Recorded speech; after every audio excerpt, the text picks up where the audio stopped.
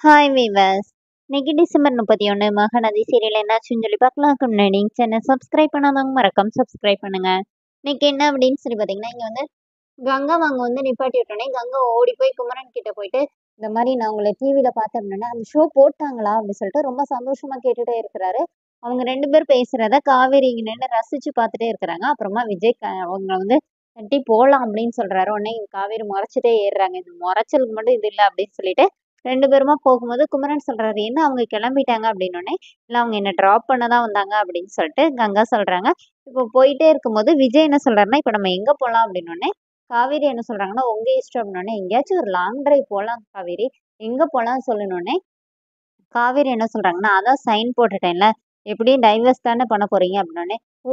Madam அந்த கோவத்துல இருக்காங்களோ" அப்படின்னு சொல்லிட்டு, இப்ப விஜய் வந்து காவேரி கிட்ட வந்து சொல்றாரு, இந்த மாரி "நான் வெண்ணிலா கூடவே டைம் ஸ்பெண்ட் பண்ணனால, உன்ன வந்து நான் வந்து கவனிக்காம விட்டுட்டேன். அதனால தான் இன்னைக்கு உன் கூட டைம் ஸ்பெண்ட் பண்ணலாம்னு நெனைக்கிறேன். அதுவும் இல்லாம எனக்கு எப்பவுமே நீ தானே ஃபர்ஸ்ட் பிரியாரிட்டின்னோனே" ஆ அப்படிங்கிற மாரி காவேரி பார்க்குறாங்க. அவர் வந்து அப்படியே பேசிட்டே இருக்கிறாரு. அப்புறம் தான் காவேரி சொல்றாங்க, "அதான் சைன் வாங்கிட்டீங்கல்ல, இனிமே உங்க இஷ்டம் தானே" அப்படின்னோனே, "ஓ! அதனால தான் நீ கோவத்துல இருக்கிறியா?" அப்படின்னு சொல்லிட்டு விஜய் இன்னும் பேசிட்டே இருக்கிறாரு. அப்ப காவேரி என்ன நினைக்கிறாங்கன்னா, நான் இந்த மாரி உங்க மேல உங்கள நம்பி நீங்க பேசினத கேட்டு கேட்டு தானே என்னையே உங்ககிட்ட குடுத்துட்டேன் அப்படின்னு சொல்லி அப்படியே ஃபீல் பண்ணிட்டே வராங்க. அப்பம்போது கரெக்ட்டா ராகினி வேற கால் பண்றாங்க. விஜய் ஸ்பீக்கர் போடுறாரு. இந்த மாரி நான் ராகினி பேசுறேன். வீட்ல தாத்தா, பாட்டி வேற இல்ல. வெண்ணிலாக்கு வந்து ஃபிக்ஸ் வந்துருச்சு. இப்படியாங்க தனியா விட்டு போவீங்கன்னோனே, இப்ப 2 பேருமா பதறி அடிச்சு வீட்டுக்கு திருப்பி வண்டிய திருப்பிட்டு அவங்க போறாங்க.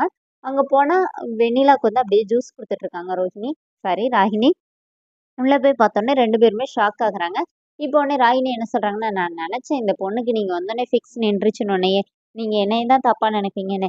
அதுவும் காவேரி பாருங்க, நான் தான் ஏதோ செஞ்சிருக்கேன்னு சொல்லிட்டு என்ன தான் பார்த்துட்டே இருக்கிறா" அப்படின்னு சொல்லிட்டு வெளியில வந்துடுறாங்க. இப்போ காவேரிய தனியா கூட்டிட்டு போயிட்டு, "இப்ப நீங்க கார் சத்தம் கேட்ட பிறகு தான் நான் ஜூஸே குடுத்தேன். நீங்க எங்க ஊர் சுத்த போனீங்க?" அப்படிங்கிற மாரி பேசிட்டு அவங்க போயிடுறாங்க. விஜய் வந்து இனிமே உங்கள பக்கம் பேசாம ஒரு கேர்டேக்கர் வைக்கலாமா? அப்படிங்கிற மாரி கேட்டுட்டு இருக்கிறாரு காவேரி கிட்ட. இங்க என்ன ஆகுதுன்னா, குமரனுக்கு தடால் புடால்ன்னு சொல்லிட்டு விருந்து ரெடி பண்ணியிருக்காங்க. சாரதா தான் ரெடி பண்றாங்க.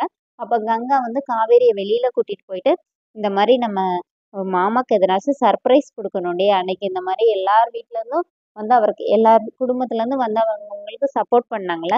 மாமா யாரையுமே கூட்டிட்டு போலல்ல. நம்ம அவர வந்து சப்போர்ட் பண்றதுக்கு நம்ம எல்லாரும் போகணும் அப்டின்னோனே, சரி விடுக்கா நம்ம எதனாச்சும் பண்ணலாம் அப்டின்னு சொல்லிட்டு காவேரி இங்க வந்துர்றாங்க. அதோட என்னோட எபிசோட் ரன் பண்ணிட்டாங்க. நாளைக்கு என்ன அப்டின்னா, காவேரி இத விஜய் கிட்ட போய் சொல்லும்போது, "இன்னைக்கே ஷூட்டிங்க்கே நம்ம போயிரலாம்" அப்டின்னு சொல்லி அவர் சொல்றாரு. இப்ப வீட்ல எல்லாருமா அங்க போறாங்க. அதோட என்னோட எபிசோட் ரன் பண்ணியிருக்காங்க. தேங்க்